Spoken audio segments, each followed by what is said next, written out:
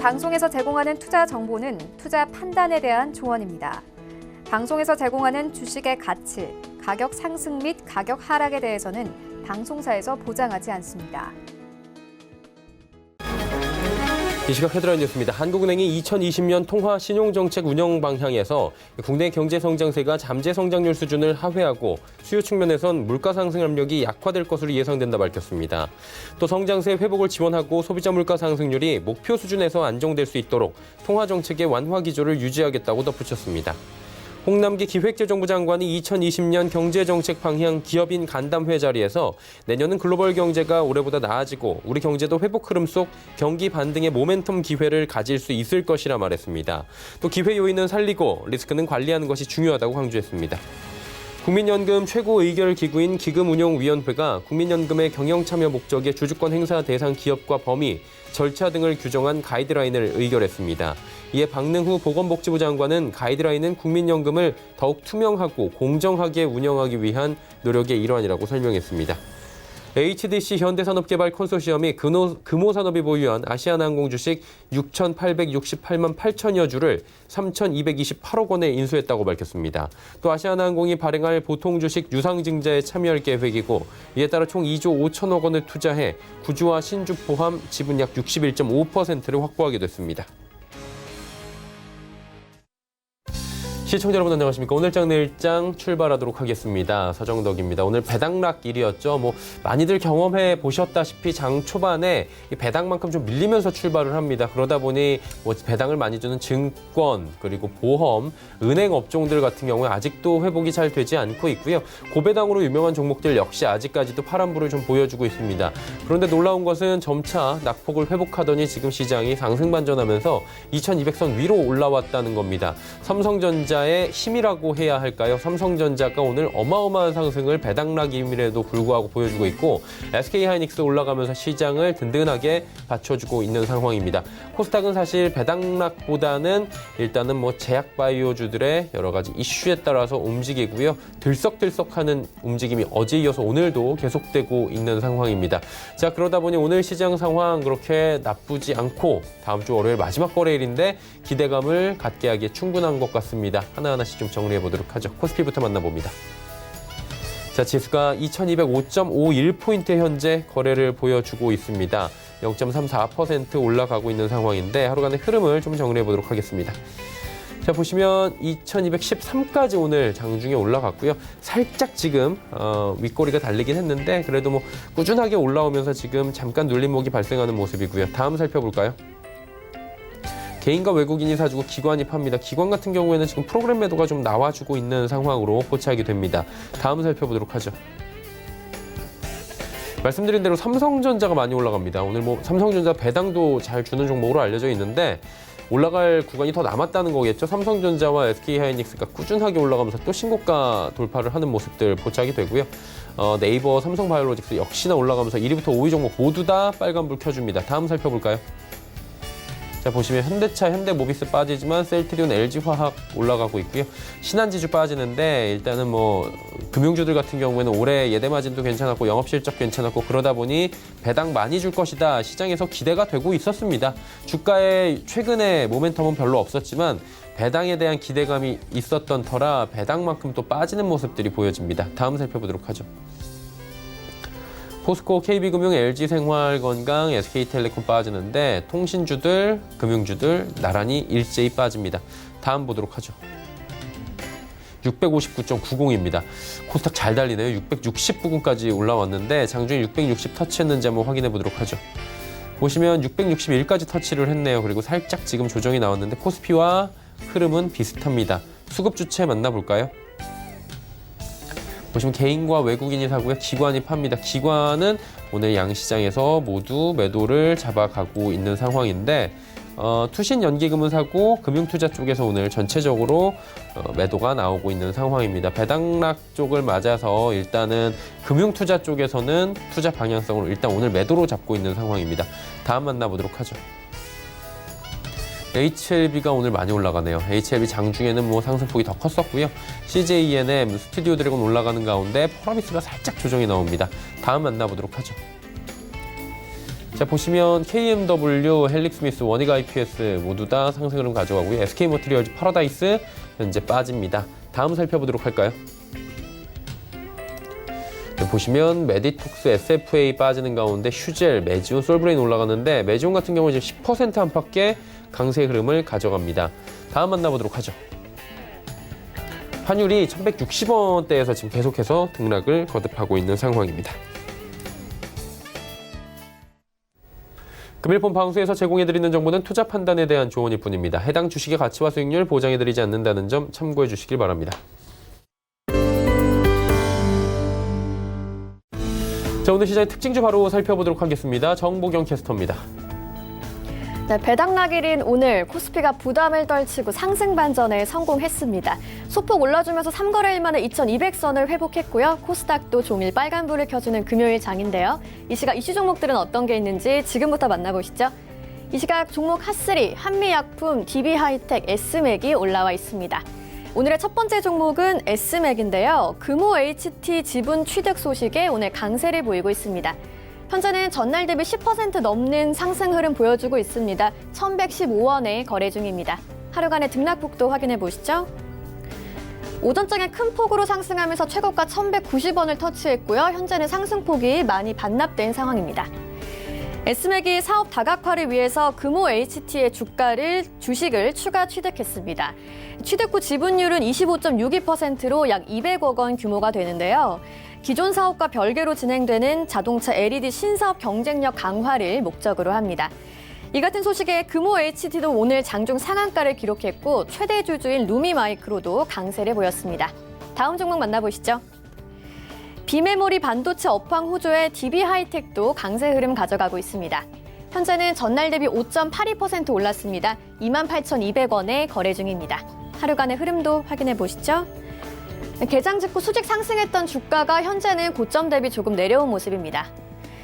DB하이텍은 국내 반도체 위탁 생산 전문 업체인데요. AI와 5G 시대 본격화로 비메모리 반도체 시장이 확대되면서 DB하이텍도 시장에 관심을 받고 있습니다. 이미지 센서와 5G 관련 반도체 수요가 늘고 생산 능력이 대폭 확대되면서 올해 4분기에 최대 실적을 달성할 거란 기대감이 큰 상황인데요. 증권가는 DB하이텍이 2021년까지 매년 실적 기록을 경신할 것이라고 전망했습니다. 오늘의 마지막 종목 함께 만나보겠습니다.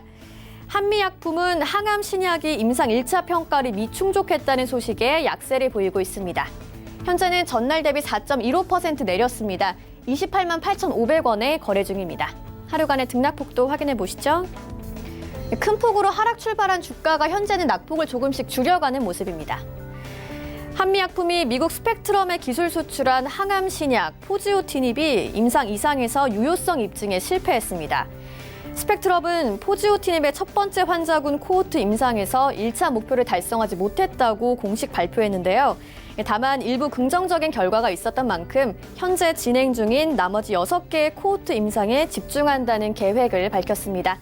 지금까지 이 시각 종목 핫3의 정보경이었습니다.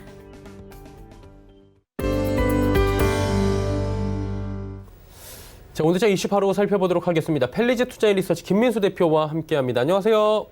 네, 안녕하십니까. 네, 12월 시장 오늘 제외하면 이제 월요일 하루 남았는데요. 시간판 빠른 것 같습니다. 수급 동향부터 좀 분석을 해볼까요? 네, 아주 2019년도입니다. 네, 그런 관점에서 일단 12월 달 24일까지 들어왔던 여러 가지 수급 동향을 통해서 어떤 시장의 분위기를 좀 타진할 수 있지 않을까라는 관점 쪽으로 보여지고 있는데요. 그런 측면으로 봤을 때 12월 달 거의 한 달간의 동향을 보게 되면 일단 외국인의 깜짝 반전 이쪽에 대해서 무게를 둘 수 있는 상황들이고요. 특히 외국인들이 지금까지 한 10월, 11월 달 같은 경우 계속 매도세로 일관하다가 이번에 12월 달부터는 코스피, 코스닥, 양시장 모두 매수를 했고요. 게다가 선물 시장까지 매수로 들어온다라는 관점 쪽으로 봤을 때 외국인들에 대한 동향들이 바뀌면서 움직이는 시장 분위기가 그대로 어떤 시장에 이어지고 있다. 그래서 오늘 같은 날도 배당락에도 불구하고 거의 한 2%가량, 그러니까 즉 46포인트 정도가 이런 배당락으로 보여지고 있는데 그런 부분들을 그대로 다 소화를 하고 오히려 플러스가 난다는 얘기는 일단 내년에 대한 기대감도 같이 외국인 중심으로는 좀 커져가는 게 아닐까라는 관점으로 바라보고 있고요. 게다가 기관도 마찬가지로 양시장을 매수로 코스피 코스닥 모두 다 매수세로 대응을 하면서 여전히 연기금도 매수에 동참을 하고 있죠. 그런데 아쉬운 부분들이 개인은 오히려 이에 반대되는 모습들을 보이고 있다는 관점 쪽에서 코스피를 좀 더 많이 팔고 있고 좋아하는 코스닥마저도 매도세가 이어지고 있다. 그리고 또 선물까지 매도를 보이고 있다는 쪽으로 보게 되면 일단 상승하는 시장 쪽에서 약간 발을 뺀다는 게 조금 어떻게 보면은 시장 전략과 안 맞는 게 아닐까라는 쪽도 한 번쯤 염두를 하셔야 될 것 같고요. 그런 관점으로 봤을 때 또 신용 잔고에 대한 추이도 한 번쯤 지켜봐야 될 부분들이죠. 특히 코스피와 코스닥 신용 잔고 추이를 보게 되면 코스피 시장은 그나마 지수의 상승폭에 강하게 움직이는 데 비해서 오히려 신용 잔고는 떨어지고 있습니다. 그런 부분으로 봤었을 때는 오히려 좀 더 건강한 매매의 흐름들이 코스피에서 나오지 않느냐라는 쪽으로는 볼 수 있는 상황들인데 반대로 코스닥 시장은 지수의 상승 대비해서 신용 잔고가 좀 더 빠르게 늘어나고 있죠. 그런 관점으로 봤을 때 신용에 대한 부담들은 다시 계속 남아있는 상황들인데 근데 특히 신용 잔고가 최근 들어서 가장 빠르게 상승하는 쪽이 어디냐라고 봤었을 때는 일단 바이오 쪽입니다. 그러다 보니까 일단 1월 달에 이어지는 JP모건 헬스케어 컨퍼런스와 관련돼서 기대감은 살아있다고 하더라도 일단 바이오주에 집중되는 신용 잔고 추이를 봤었을 때는 일단 너무 먼저 약간 주가의 탄력들이 보일 때 빠져나오는 게 맞지 않을까라는 생각도 좀 해보고 있는 상황들이고요. 그와 함께 그러면 외국인과 기관들이 한 달 동안 어떤 종목을 많이 샀느냐라는 쪽으로 봤을 때 15종목들을 추려보게 되면요. 특히 외국인과 기관이 동시 순매수한 종목을 보게 되면 삼성전자, SK하이닉스, 삼성바이오로직스입니다. 그러니까 즉 시장의 주축이 되는 반도체 그리고 바이오 쪽의 바이오시밀러 이쪽은 매수를 했다고 봐야 될 것 같고요. 특히 외국인 같은 경우는 반도체나 IT주에 올인하고 있습니다. 특히 IT주를 보게 되면 15종목 중에서 매수 상위 15종목 중에서 7종목이 즉 거의 절반가량이 IT주다라고 하게 되면 내년 1월 달에 1월 효과와 함께 움직이는 여러 가지 장세에 대한 분위기를 좀 답안지를 엿볼 수 있지 않을까. 그렇게 되면 아마 1월 효과도 중소형주 쪽으로 움직인다라고 했었을 때 IT 장비 부품주 쪽이 강하게 움직일 가능성이 높다는 쪽에 포인트를 맞추면서 대응하는 게 가장 적당하지 않을까라는 표현으로 봐야 될 것 같고요. 그 밖에 금융주 두 종목, 엔터주 두 종목, 플랫폼 관련된 쪽의 두 종목을 매수를 하고 있는데 기관도 마찬가지로 반도체나 IT주 종목이 3종목이고요. 바이오주 쪽을 조금 더 폭을 늘리면서 4종목을 기관도 사고 있고 배당주 관련된 종목이 2종목 그리고 기타 경기 민감주에 대해서 좀 더 신경을 쓰는 게 기관이다라고 보여지고 있는데 그런 관점 쪽에서 그래도 챙겨봐야 될 관심주는 일단 반도체 IT 쪽에서 찾아봐야 될 부분들이고요. 최근에 잘 가고 있는 DB하이텍 같은 경우도 몇 차례 말씀드렸지만은 움직이고 있는 가장 큰 근거는 실적에 기반한 모습들 그리고 특히 DB 쪽의 지분이 상당적으로 약하다 보니까 외국인들의 매수세가 계속 들어오면서 나오는 변화다라는 관점으로 봤을 때 관심 있게 보셔야 될 부분이라고 생각되고 있고요. 그 밖에 소부장의 또 하나의 대표적인 쪽 솔브레인 그리고 어떤 기관이 매수하고 있는 KTNG 같은 경우도 좀 배당 쪽뿐만 아니라 수출이 담배 쪽에서 늘어나기 시작하면서 변화가 될 가능성이 초점을 맞춘다라고 하게 되면 이 부분도 같이 포인트로 보면서 확인해야 되지 않을까 그렇게 보여지고 있습니다. 네, 그리고 이제 시진핑 주석이 방한이 지금 내년 봄에 확실시 되고 있습니다. 그러다 보니까 화장품주들이 지금 급등하기 굉장히 심해진 상황인데 동향이나 전망을 해보면 어때요? 네, 일단 화장품주 어제도 시장에서 움직이기 시작하면서 가장 중요하게는 물론 이제 시진핑 주석의 방한 관련된 이슈도 있겠지만은 일단 중국인 관광객 자체가 회복세를 보이고 있다는 데 초점을 맞추고 있고요. 연간 중국인 관광객 수를 보게 되면 2016년도 사드 배치 전이 800만 명 정도로 보여지고 있는데 위축세를 받아서 2017년도 같은 경우는 거의 반토막이 났다가 올해는 다시 한 600만 명대 수준으로 회복하지 않을까라는 기대감이 작용한다고 봐야 될 것 같고요. 게다가 또 화장품 수출도 잘 되고 있죠. 11월 달 실적을 보게 되면 화장품이 작년 동기 대비 17% 늘어나서 월별 최대 실적을 경신했는데 중국이 40% 이상 증가하는 모습들을 보여주고 있고 일본도 관광객이 생각보다 줄었지만은 수출 쪽에 대해서 34% 증가했던 부분들은 상당히 눈여겨볼 수 있는 쪽인데 특히 중국이 품목별로 봤었을 때 기초 쪽이 38%, 색조가 60%로 상당히 색조 쪽에 대한 성장세가 눈에 띈다라고 바라보고 있고요. 그런 관점으로 봤을 때 앞으로 정부의 약간 친중적인 성격들로 보여지는 관점 쪽에서 중국과의 관계 개선을 기대한다. 그러면은 아마 내년에 중국 소비주의 한 축으로서의 기대감은 높아진다라고 보여지고 있는데 하지만 지금 중국의 화장품 트렌드를 또 지켜보게 되면은 일단 로컬 업체들이 많이 성장했죠. 게다가 중국의 시장 내에서도 명품 브랜드가 해외 유럽이나 미국 쪽의 명품 브랜드가 오히려 계속 높은 시장 점유율을 유지하고 있다라고 하게 되면 아마 이제 중국 의존도를 좀 낮추는 움직임들, 특히 지금까지 중화권이 한 65% 차지하고 있는 부분들인데 2위를 빠르게 치고 올라오고 있는 아세안 쪽에 대해서 좀 더 성장세를 부과하는 전략들을 화장품 업체들이 세워야 되지 않을까라고 보여지고 있고요. 그런 쪽에서 또 하나 지금은 또 유통 쪽으로 봤을 때 온라인이 대세입니다. 그러다 보니까 온라인 유통을 강화시키는지 여부들도 화장품 업체의 중요한 실적 변화가 될 수 있겠다라고 관점들인데 따라서 이 수출이 잘 되고 중국에 대한 변화 기대감이 높다라고 하게 되면 아무래도 추세적인 공략 가능하겠다라는 관점 쪽으로 바라보고 있고요. 특히 앞서 말씀드렸던 것처럼 어떤 색조 쪽에 변화가 들어온다라고 하게 되면 클리오란 종목이 그래도 색조 쪽에 강자란 관점이다 보니까 이와 관련된 부분들도 체크할 필요가 있지 않을까 생각되고 있는데 특히 지금 2분기 영업이익이 50억대 쪽으로 회복하면서 올해 영업이익 한 180억대, 내년은 2016년도 수준의 화장품 업계가 정점을 보였던 때 수준까지도 가능하겠다라고 하게 되면 이 부분이 포인트가 아닐까라는 관점 쪽에서 화장품 관련주 쪽에 중요한 종목으로 좀 살펴볼 필요가 있다. 이렇게 말씀드리겠습니다. 네, 화장품 관련주 이야기까지 나눠봤고요. 오늘 말씀은 여기까지 듣겠습니다. 고맙습니다. 네, 감사합니다. 펠리즈 투자리서치 김민수 대표와 함께했고요. 이슈 칼럼 이어집니다.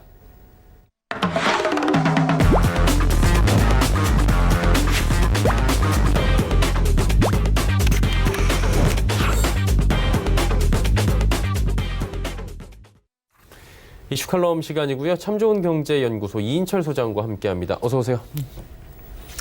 트럼프 대통령이 이제 2020년도에 재선을 노리고 있잖아요. 그러다 보니까 그 대선을 앞두고 직면하게 될 여러 가지 리스크 분석이 나오고 있는데 1위가 뭐 이렇게 재밌다고 표현을 하긴 그렇지만 북한 리스크가 또 꼽혔고 북한에 대해서 지금 계속해서 뭐 제스처를 쥐락펴락하고 있는데 말을 잘 안 듣긴 해요. 그렇습니다. 예. 그 지난 한 2년 넘게 트럼프 대통령의 공적이었던 것이 갑자기 이제 과오로 변질될 가능성이 있는데 뭐 트럼프나 이제 미국의 입장에선 그런데 근데 전 세계 글로벌 입장에서 2020년 최대 리스크가 누구냐? 다들 트럼프입니다. 예. 독일의 이 언론지에서 발표한 걸 보게 되면 독일의 여론조사 기관인 유고프가 독일 시민 2천여 명을 대상으로 설문조사를 했더니 5개국 지도자, 뭐 트럼프뿐만이 아니라 뭐 김정은 위원장, 그리고 시진핑 주석, 러시아의 푸틴 대통령, 그리고 야라룰라 하마네스 이란 최고 지도자까지 5명을 두고서 투표를 했더니 예. 41%가 트럼프를 지적하고 있어요. 거의 과반이네요. 그렇습니다. 그리고 2위가 이제 김정은 위원장인데 17%입니다. 공은 사실은 뭐 아무리 뭐 크리스마스 연휴에 뭐 선물을 보낸더니 으름장을 넣었지만 결국 키는 트럼프 대통령이 쥐고 있다는 겁니다. 트럼프 대통령이 그동안 이제 대외적인 공적으로 가장 자기가 자기 입으로 노벨 평화상을 거론할 정도로 이 치적으로 삼았던 것들이 예. 단지 이제 긁어부스럼이 되지 말아야지. 그리고 이제 내년 이제 11월 재선만 될 때까지는 정말로 어차피 두 번의 만남이 노딜이 차라리 낫다라고 해서 깼는데 예. 세 번째 만남을 하기에는 만나면 결과가 있어야 되는데 결과가 없다면 또 역시 본인한텐 리스크 요인입니다. 자, 그러다 보니까 점점 이제 이 북한의 구애에 대해서 직간접적으로 어떤 그 미국의 반응은 이제 강약을 조절하고 있는 것 같다. 조금 이제 지연시키면서 이런 상태를 좀 오래 좀 가져가려는 이제는 의도가 있는 게 아니냐라는 건데요. 어쨌든 뭐 선제적으로 핵 포기를 하지 않은 이상 이제 제재 완화는 없다라는 미국 측과 이 대외 서방 선진국들의 이제 어떤 결의와 그리고 이제 이 빨리 지금까지 할 것 했으니 규제 먼저 풀어달라라는 이제 김정은 위원장의 요구가 맞닥뜨리고 있지만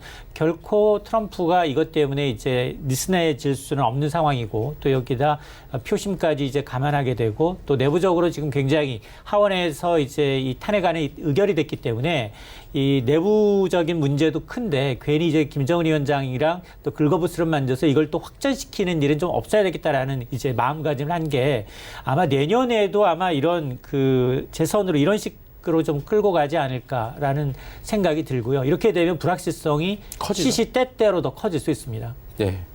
뭐 지금 비건을 통해서 어떻게 만나보려고 하는 것도 있었고 여러 가지가 있었는데 그게 생각보다 다 잘 안 됐고 중국, 러시아를 통해서도 생각보다 또 잘 안 되고 있고 그러니까 한마디로 내년도에는 이 두 나라의 정상들이 어떻게 하느냐에 따라 글로벌 증시의 향배도 결정되는 중요한 키포인트가 될 수 있을 것 같고요.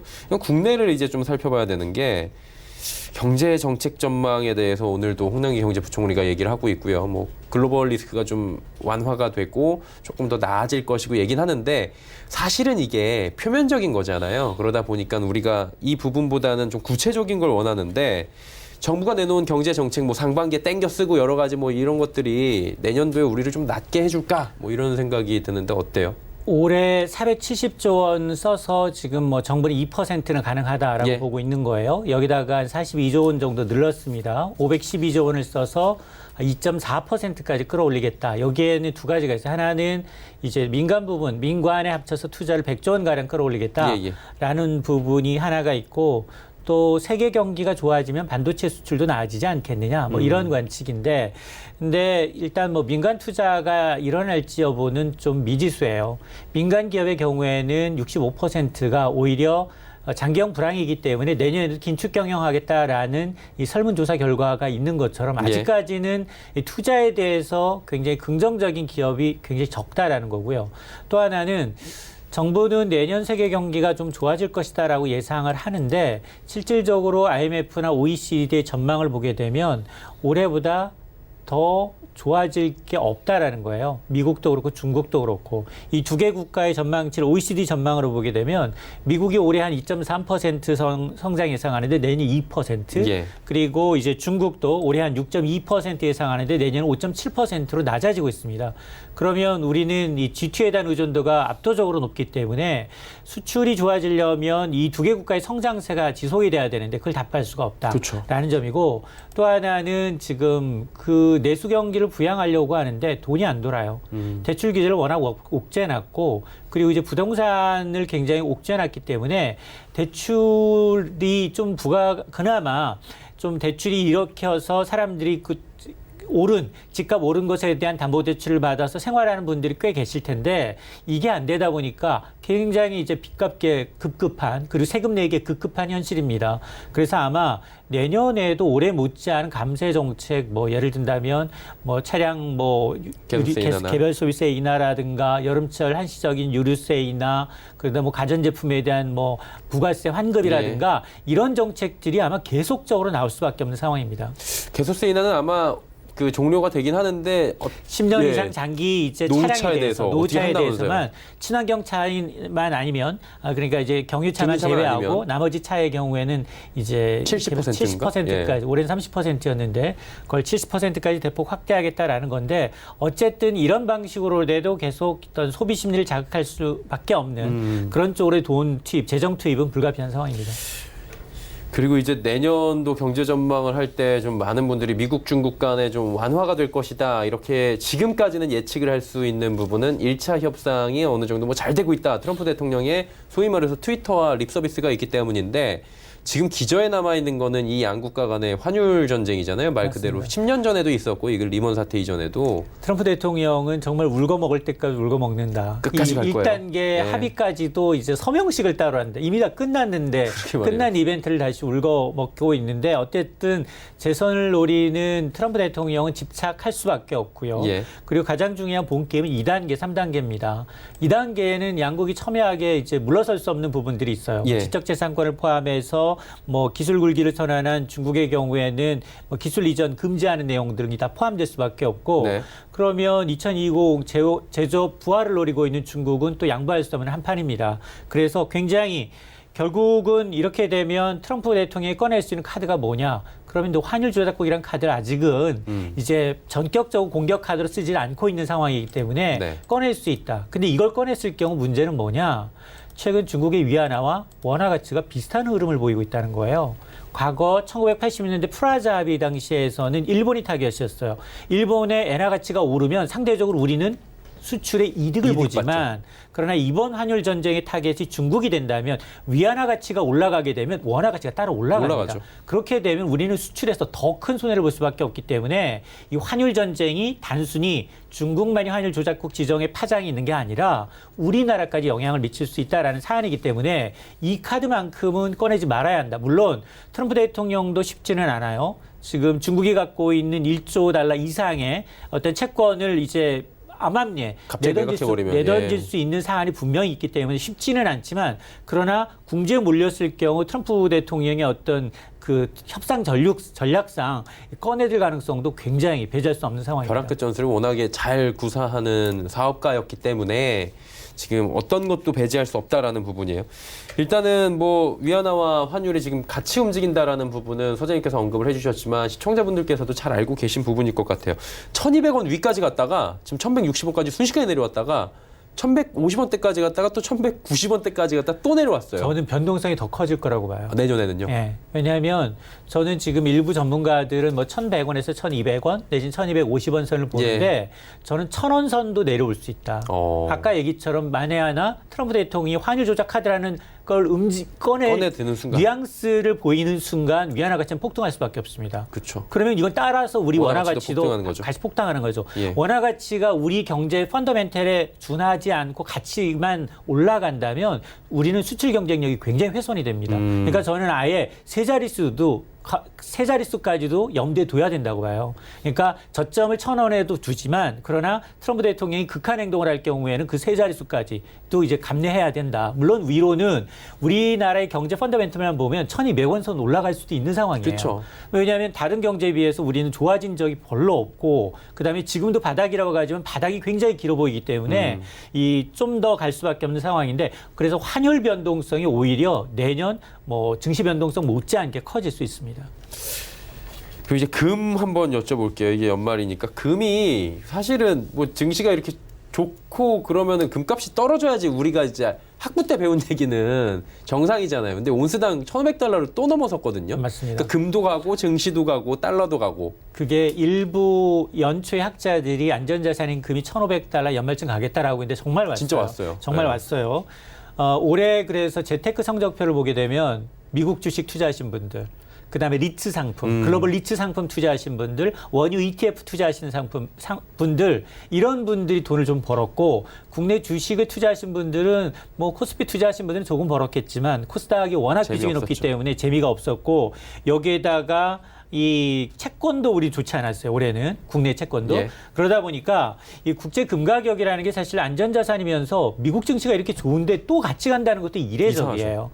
그런데 그럼에도 불구하고 지금 미중 무역 1단계를 넘어서서 각국 중앙은행들은 더 내년에도 2단계, 3단계에서 이제 미중 간의 이전 기싸움이 더 이어질 수 있다라는 판단 때문에 사들이고 있다라는 겁니다. 그러다 보니까 계속해서 저점을 이제 높여가면서 이 지정학적 불안감이 금값을 끌어올리고 있는데 지금도 더 간다라는 배통하시는 분들이 더 많아요. 많죠. 이게 10%에서 추가 20%까지 보고 있어요. 이 얘기는 지금 1,500에서 올 연말을 마감한다면 많게는 1,600, 1,800까지 간다는 얘기거든요. 그러니까 금 가격은 사실은 뭐 달러와 약세 그리고 미국의 대선에 따른 불확실성 여기에다가 지정학적 리스크 요인 이런 것들이 모두 반영되는 상품이다 보니까 금 역시 아직은 뭐 이 정확하게 늘 한 방향으로 오르는 제한은 없습니다. 그럼에도 불구하고 아직까지 전망은 하락보다는 상승 쪽에 베팅하는 수요가 좀 많아진 건 사실입니다. 예. 내년 증시 역시 마지막으로 그냥 짧게 여쭤보고 싶은 게 쉽지 않다라고 보시는 거죠? 저는 미국 증시는 꺾일 거라고 보고요. 예, 워낙 많이 왜냐하면 올랐으니까. 지금 9천 찍고 그다음에 말도 이런 안 걸 되죠. 보면서 야 이게 성장이 둔화되고 있는데 성장이 답보되지 않은 상황에서 시장이 이렇게 빨리 많이 가나? 이거 굉장히 좀 불꽃놀이의 최고조에 달았다라고 좀 보고 있거든요. 예. 미국이 만약에 꺼지기 시작하면 가지 못했던 우리 증시도 그래 한 번 더 밀릴 수도 있으니 이 부분은 좀 주의를 하자라고 정리하도록 하겠습니다. 올해는 마지막 뵙는 거고요. 저희가 내년에 모시도록 하겠습니다. 고맙습니다. 네, 감사합니다. 참 좋은 경제연구소 이인철 소장과 이야기 나눠봤고요. 다시 한번 이야기 정리하도록 하겠습니다.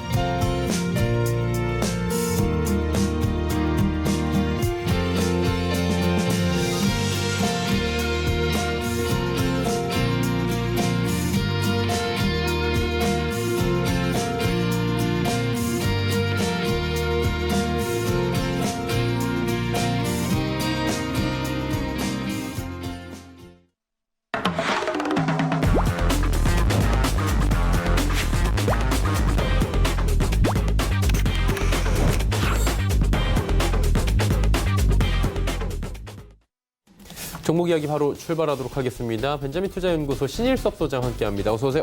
네, 안녕하세요. 예, 오늘 배당락일인데 생각보다 잘 가는 것 같아요. 특히 삼성전자 비롯해서 종목 이야기 바로 또 출발해 보도록 네. 하죠. 전에 얘기하신 분 얘기대로 불꽃놀이인가 또 그 얘기 들으니까 겁이 나기도 하는데 예, 네 어쨌든 새해 뭐 좋았으면 좋겠습니다. 항상 희망 고문이지만 바람은 항상 그렇고요. 자, 첫 번째 종목은 세경 하이테크입니다. 오늘은 그 저번에 가져왔던 것들을 대부분 가져왔어요. 왜냐면 잘 가서요. 솔직히 말해서. 왜냐면 이 종목이 이제 제가 하루에 3개씩을 말씀드리다 보니까 일주일에 2번 나오다 보니까 6개 종목을 말씀드려요. 그러다 보니 이 한 달이면 24개잖아요. 다른 것들을 한다면. 근데 이제 그렇게 하다 보니까 너무 많이 쌓여서 만약에 그 종목을 피하려고 다른 종목을 찾다 보면 어떤 현상이 벌어지냐면 제 스스로 되게 좋은 종목은 이제 다 써먹었으니 막 말하려고 일부러 찾고 있더라고요, 제가. 말하려고 좋지도 않은데 껴맞춰서 찾고 있더라고요, 종목을. 그래서 별로 안 좋은 것 같아서 제가 말했던 것 중에 잘 가는 거를 다시 한번 보는 것도 그게 더 좋은 것 같다는 생각이 들었어요. 막 어거지로 찾다 보니까 되게 안 좋은 건데 막 이렇게 좋은 말을 만들어내고 있더라고요, 제가. 그래서 세경 하이테크는 저번에 가져왔는데 굉장히 좋더라고요. 저번에 말씀드렸던 게 이제 중국에서 지금 갤럭시 폴드랑 화웨이의 메이트 X인가요? 그 둘이 이제 완판됐다고 자꾸 하는데 판매 대수를 밝히지 않고 지금 판매 완판됐다고 한다. 근데 그게 이제 어떤 신비주의 전략일 수도 있고 되게 기업 입장에서는 되게 좋은 묘수거든요, 이거는. 왜냐면 한마디로 그냥 한 대 팔아도 완판됐다고 하면 되잖아요. 한 대 팔아놓고. 물론 한 대를 팔진 않겠죠. 근데 뭐 몇 대인지 모르지만 완판을 지금 계속 연속적으로 기록을 하니까 사람들이 조급해져, 이게. 사람들이 사고 싶은 사람들은, 그러니까 아예 갤럭시 폴드니 폴더블 폰에 관심이 없다, 나는. 그런 사람들도 있어요. 비싸다. 그리고 뭐 지금 써서 내가 만약에 갤럭시 폴드 비싼 돈 주고 샀는데 막 액정이 말 그대로 재수없게 정말 깨지고 뭐 이런 현상이 나한테 벌어지면은 나는 그걸 어떻게 하냐. 그런 사람들 아예 관심이 없는데, 관심이 있으신 분들은 이제 자꾸 완판 되니까 나는 사고 싶은데 되게 다급해지는 거예요. 그런 효과가 있다.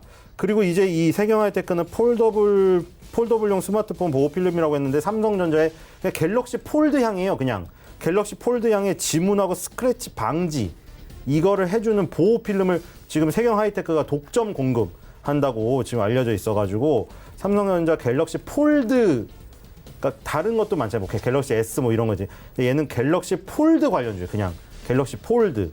근데 이제 갤럭시 폴드가 지금 이 문을 열었잖아요. 폴더블 폰에. 처음에 말도 많고 탈도 많고 다시 들어갔다가 그쵸. 다시 열심히 연구를 다시 해서 나왔는데 뭐 지금 굉장히 좋은 것 같아요, 반응이. 가격은 뭐 아직도 뭐 비싸다는 평이 있지만 사실 처음에 나왔을 땐 다 비싸지 않나요? 이제 나중에 되면 점차 내려가는 건데 지금 그러니까 비싸도 자기 가심비란 게 있잖아요, 요즘에. 비싸도 내가 좋으면은 돈 내고 사는 사람들이 많기 때문에 많이 팔려요, 잘 팔려요. 한쪽에서 뭐 아무리 뭐 욕을 하고 뭐 저거 왜 비싼 걸 사느니 뭐하느니 해도 사는 수요만으로도 몇 조를 벌어들이고 있거든요. 그 갤럭시 폴드만으로. 그래서 지금 이 세경 하이테크는 계속 그런 흐름을 타고 가고 있다. 그 상장된 뒤에 계단식으로 지금 상승을 해버리는 흐름이에요. 그래서 이렇게 계단식으로 흐름을 타게 되면 이제 뭐 처음에 뭐 그런 걸 고려할 필요조차 없죠. 뭐냐면 신규 상장했을 때 그런 거 있잖아요. 혹시 이 신규 상장할 때 너무 거품 있는 가격으로 상장한 게 아닌가. 불안하잖아요. 초반에는. 그리고 기술적으로도 분석할 게 없어요. 이동평균선이 하나도 생성이 안 된 상태이기 때문에. 근데 그런 불안감하고 뭐 분석해야 될 그런 건덕지를 아예 남기질 않았어요. 왜냐면 거기서 그냥 올라가 버렸기 때문에 그럼 이제 편해요. 그냥 거기서 뭐 거품이 있었느니 없느니 그거를 따질 필요도 없고 이미 그거는 그 단계는 이미 넘어설 만큼 주가가 올랐기 때문에 35,000원에서 4만 원을 왔다 갔다 하고 있어요. 세경 하이테크가 14,000원대, 15,000원대 있었는데 그럼 이제 14,000원대, 15,000원대가 비싸다는 논란이 있었을 시기는 지나버렸잖아요. 이미 2배가 올랐는데 그럼 당연히 14,000원, 15,000원은 시장에서 평가를 받은 거죠. 그건 비싼 가격이 아니었다. 상장할 때 가격이. 세경 하이테크는 이제 35,000원, 4만 원대에서 놀면서 갤럭시 폴드가 계속 팔리는 그 추세에 따라서 계속 오르겠죠. 그래서 지금 삼성전자가 뭐 좋다고 말씀하셨는데 이제 삼성전자에도 여러 분야가 있지만 역시 휴대폰, 반도체 그쪽인데 이제 휴대폰 쪽에서는 아무래도 폴더블 폰을 지금 강력하게 밀어 나가고 있는 것 같아서 2, 3 계속 나올 거예요. 조금 보완이 돼서. 세경 하이테크 아마 또 선택을 받을 가능성이 있다. 그래서 계속 보시면 좋을 것 같습니다. 손절가는 35,000원, 목표가는 5만 원입니다. 35,000원이 좀 깨져서 종가를 확인해야 될 것 같아요. 두 번째 종목은 AJ 렌터카입니다. 자, 렌터카를 이제 너무 익숙해졌죠. 우리가 사실 뭐 제주도 여행이나 이런 데 갔을 때 렌터카를 좀 빌리고 이랬었는데 사실은 이제 일상화가 됐어요. 뭐 렌터카 회사에서 아예 그냥 장기 렌트를 해서 차를 타거나 리스를 해서 타거나 소유를 안 하는 개념이 지금 되게 많아져서 홈쇼핑에서도 맨날 파는 거 보니까 장기 렌터카를 엄청 판매를 하고 있더라고요. 그래서 AJ 렌터카가 제주도에서 가장 많은 그 차량을 운영하고 있었어요. 원래 제주도 가면 다들 렌터카를 빌려 타시잖아요. 근데 지금 최근에 내년 1월입니다. 내년 1월에 SK 네트워크스 렌터카와 통합해서 SK 렌터카라는 이름으로 통합 출범을 해요. 그래서 렌터카 그 업계도 지금 이 합종 연행이 일어나고 있어요. 그래서 덩어리가 큰 회사가 지금 탄생하는. 그래서 지금 AJ 렌터카의 제2의 도약기가 오는 게 아닌가. 지금 그 기술적으로 보면요. 월봉에서 이 모든 이평선이 밀집되어 있거든요. 지금 전부 다 밀집했어요. 이게 밀집하게 된 이유는 뭐죠? 2년 동안 주가가 제자리 걸음을 했어요. 그러다 보니 장기 이동평균선들도 뭐예요? 5개월, 10개월, 20개월, 60개월, 120개월 선들 뭐예요? 그 평균이 주가가 맨날 제자리였으니까 그 평균을 내보니까 선이 그냥 제자리인 거예요. 그다음에 다 뭉쳐 있는데 이 뭉친 게 이제 실타래가 풀리죠. 풀릴 때 만약에 위로 풀리기 시작하면 이제 그게 막 정배열이 되면서 이쁘게 나중에 이제 우리가 막 많이 올라가면은 정배열이 눈에 딱 보일 정도로 계단식으로 이제 언덕배기처럼 그렇죠. 그렇게 형성이 돼서 딱 보이는 거죠. 근데 그때는 이미 어떻게 실타래가 많이 풀어졌을 때는 한참 주가가 오르고 난 뒤에 차트가 되게 이뻐 보이는 거예요. 그러니까 지금은 이쁘게 만들 수 있는 그 초반의 그 과정일 수가 있다. 그래서 AJ 렌터카 내년에 한번 내년도를 앞두고 관심을 가져보시면 좋을 것 같고요. 손절가는 1,500원, 목표가 13,000원입니다. 세 번째는 한국 맥널티입니다. 자, 이거 가져왔었죠. 너무 잘 가서 너무 잘 가가지고 왜 이렇게 잘 갔지? 이 정도를 바란 건 아니었는데 너무 지금 잘 가고 있습니다. 깜짝 놀랐어요, 솔직히. 이번 달에 60% 가까이 오르고 있어요, 지금. 57.13%까지 올랐어요. 그래서 지금 그 맥널티가 상장하고 난 뒤에 지금 길게인가요? 죄송합니다. 제가 지금 잘못 봐서 한국 맥널티가 어쨌든 지금 45% 이상 지금 종가상으로도 오르고 있거든요. 그래서 지금 보면은 이런 게 지금 언제 처음이었냐면 두 번째인데, 16년도 1월 달에 네, 126%가 오른 적이 있었어요. 이때가 상장하고 난 바로 다음 달. 그래서 이제 한국 맥널티에 대해서 엄청난 관심을 가졌죠. 이때도. 그러니까 아까 세경 하이테크 보셨죠? 세경 하이테크도 마찬가지고 한국 맥널티도 마찬가지고 처음에 상장하게 되면 사람들이 다 이렇게 생각해요. 특히 요즘에 바이오주는 더 심하고 상장을 할 때 아무래도 일단 포장을 굉장히 해요. 왜냐하면 회사의 가장 장점을 보여주고 왜냐하면 평가받는 자리잖아요. 그렇기 때문에 그리고 뭐 보고서도 이제 처음에 이제 되게 장밋빛 보고서로 나와요. 그러니까 우리가 뭐 매도 보고서가 아예 없다고는 하지만 특히나 신규 상장주에는 밝은 미래만 써요. 아니 누가 신규 상장했는데 누가 신규 상장하고 새내 기준인데 거기다가 정말 새싹에다가 막 돌을 뿌리는 거를 원하는 사람은 사실 없거든요. 그러니까 나쁜 보고서는 절대 안 나와요. 신규 상장률 특히나. 그러니까 신규 상장률 그럼 보고서도 좋게 나오고 언론에서도 이제 신규 상장했다 막 이러니까 그런 어떤 그 힘까지 받아가지고 더 오른단 말이에요. 근데 그때 항상 불안해요.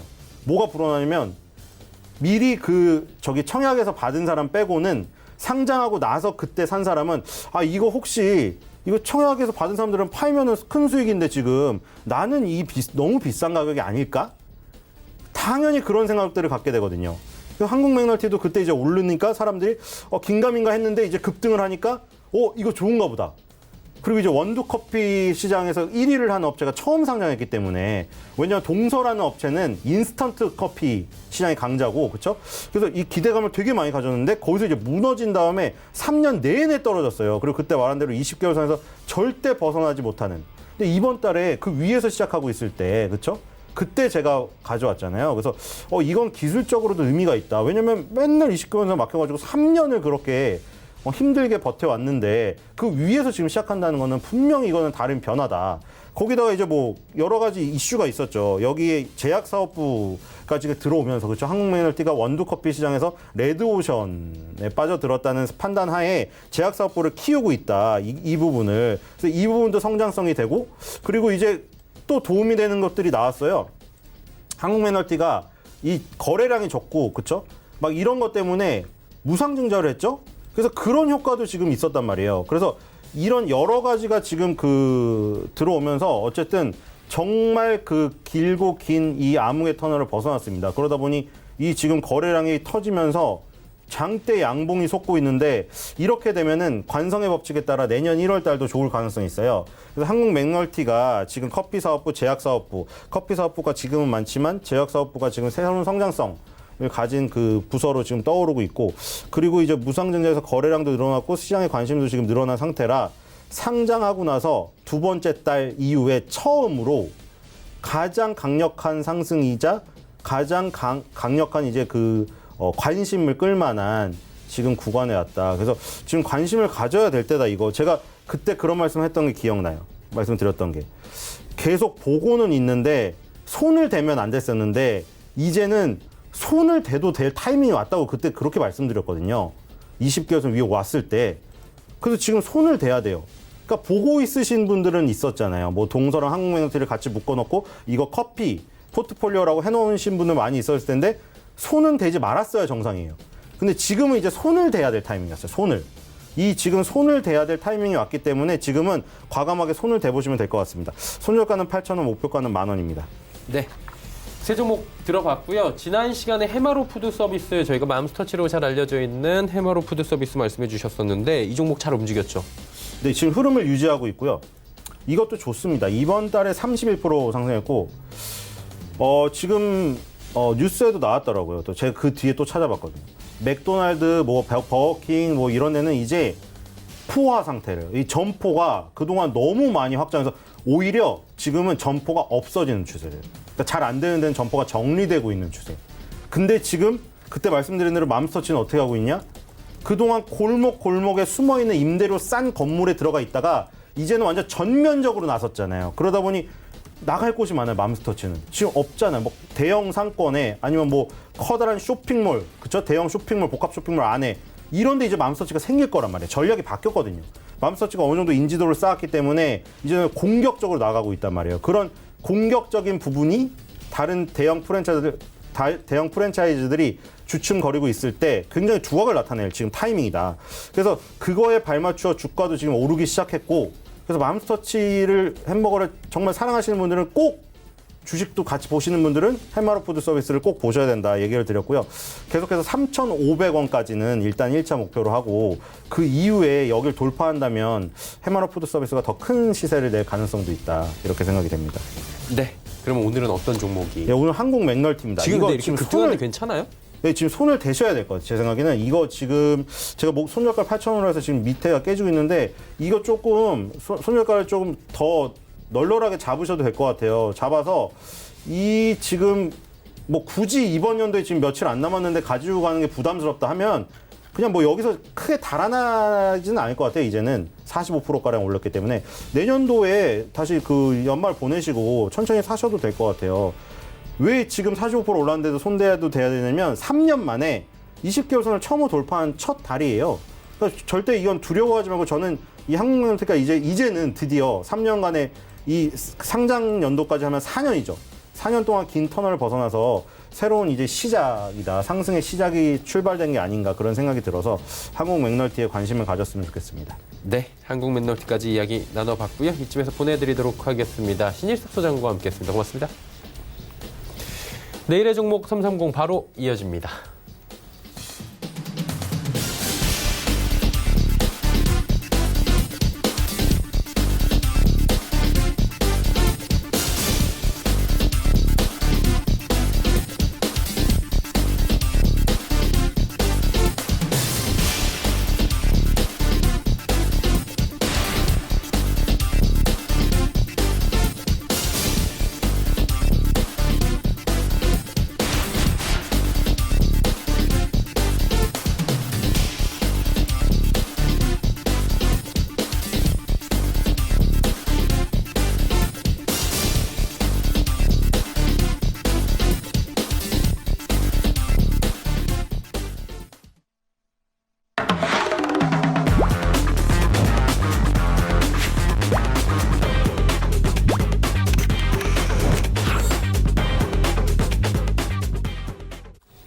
내일의 종목 330 시간입니다. 이지환 멘토와 오늘도 함께합니다. 어서 오세요. 안녕하세요. 네, 오늘 주제부터 바로 만나보도록 하죠. 주제가 주간 외국인 매수 탑5 종목입니다. 외국인들이 이번 주에는 사실 많이 사진 않았는데 그래도 뭐 살 종목들은 산 것 같아요. 어떤 종목인지 알아볼까요? 네, 이번 주는 배당 기일이 있었고요. 배당락이 있었습니다. 그렇기 때문에 사실 이제 외국인들이 이번 주에 어떤 종목에 좀 관심을 가지느냐가 사실은 내년도 초를 좀 볼 수 있는 패가 좀 되기도 합니다. 물론 한 주간 좀 짧은 등락이지만 이번 주 주간 등락 탑5를 좀 보시면은 현재 시장 상황을 이해하시는 데 좀 도움이 됩니다.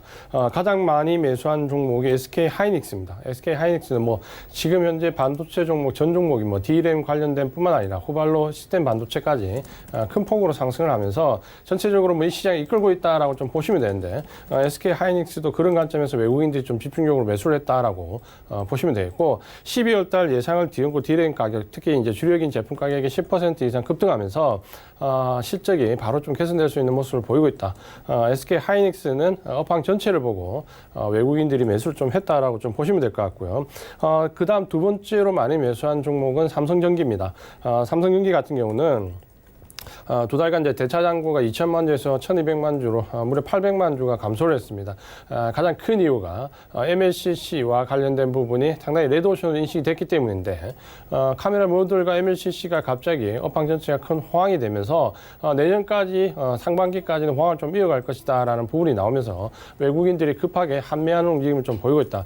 결국 이 공매도 이후에 쇼커버링 물량이 들어오면서 1차적인 상승이 일어났고 이후에는 순수 펀드 매수 물량이 좀 유입될 수 있다라는 관점에서 여전히 좋은 흐름을 좀 이어가고 있다라고 말씀을 좀 드리겠습니다. 세 번째로 이제 많이 매수한 종목은 삼성 바이오로직스입니다. 사실 좀 의외 종목이다라고 좀 보셔도 되는데요. 이 종목도 보시면은 결국 이제 공매도 환매와 연관이 있습니다. 삼성 바이오로직스는 상당히 많은 외부 내한이 좀 있는 종목인데 반면에 지금 이제 바이오 시밀러 제품이 이제 본격적으로 론치가 되면서 실제적인 매출이 좀 발휘될 텐데 초창기에 상장됐을 때 이 상장 가격에 대한 고평가 논란이 많았기 때문에 상당히 많은 공매도 물량이 들어와 있었는데 최근에 이제 실제 매출이 발생이 되면서 상당 부분 외국인들이 빠져나가는 모습, 쇼커버링하는 모습을 좀 보여주고 있습니다. 아마 이제는 셀트리온에 대한 경험치로 아마 비슷하게 지금 나오는 것 같고 그런 부분에서 지금 삼성 바이오로직스는 상당히 큰 폭의 쇼커버링이 들어오고 있다라고 좀 보시면 되겠습니다. 네 번째로 많이 매수한 종목은 LG화학인데요. 사실 LG화학 같은 경우는 주도 업종이 아니기 때문에 의외인데 역시 쇼커버링 물량으로 보시면 됩니다. 대차 잔고가 불과 한 일주일 상간에 100만 주 가까이 감소를 했는데 LG화학의 가격대를 보신다면 한 100만 주면 보통 주에 한 1,000만 주 이상이라고 보시면 됩니다. 그만한 물량이 일주일 새에 들어왔다라는 것은 화학 섹터가 좋지는 않지만 이 정도에서 적당하게 이제 이익 실현을 하겠다. 시장 시장 전체가 상승 기운을 좀 받으면서 상당히 큰 폭의 이익이 난 걸 일단 이익 실현 후 감망했다는 모습이 좀 강하다라고 보시면은 LG화학 같은 경우는 대방에 그 쇼크버링이 들어왔지만 이 자체로 이제 상승으로 크게 이어질지는 좀 미지수다라는 관점 확인을 좀 하시면 되겠습니다. 마지막으로 이제 5번째로 가장 많이 매수한 종목이 NC소프트인데요. NC소프트도 역시 2주일간 대차 잔고가 160만 주에서 120만 주, 한 40만 주 감소를 했는데 2주 상간의 짧은 기간에 가격대를 생각하시면 상당히 큰 폭의 감소가 좀 있었습니다.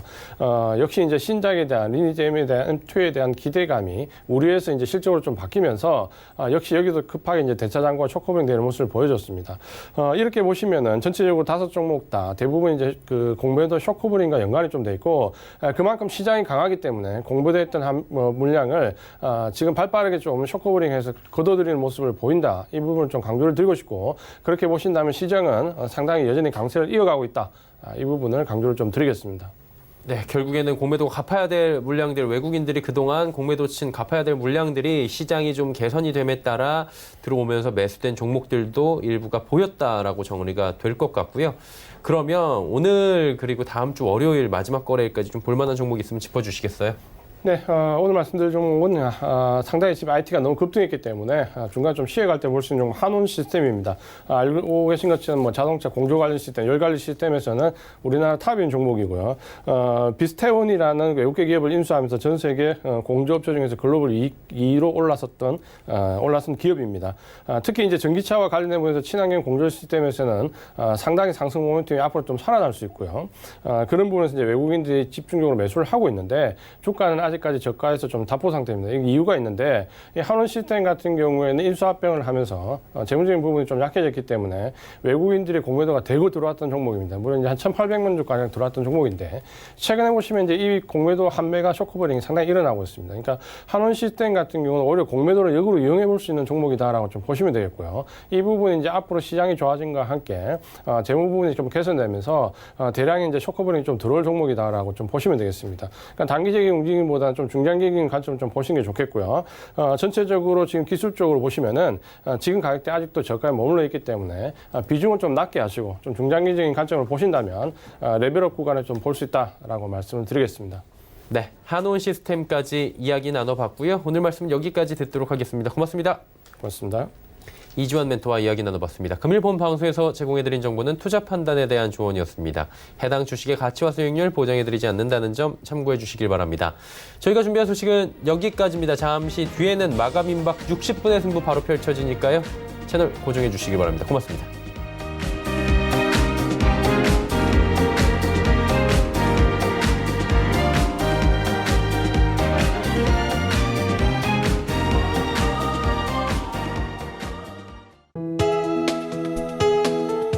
방송에서 제공하는 투자 정보는 투자 판단에 대한 조언입니다.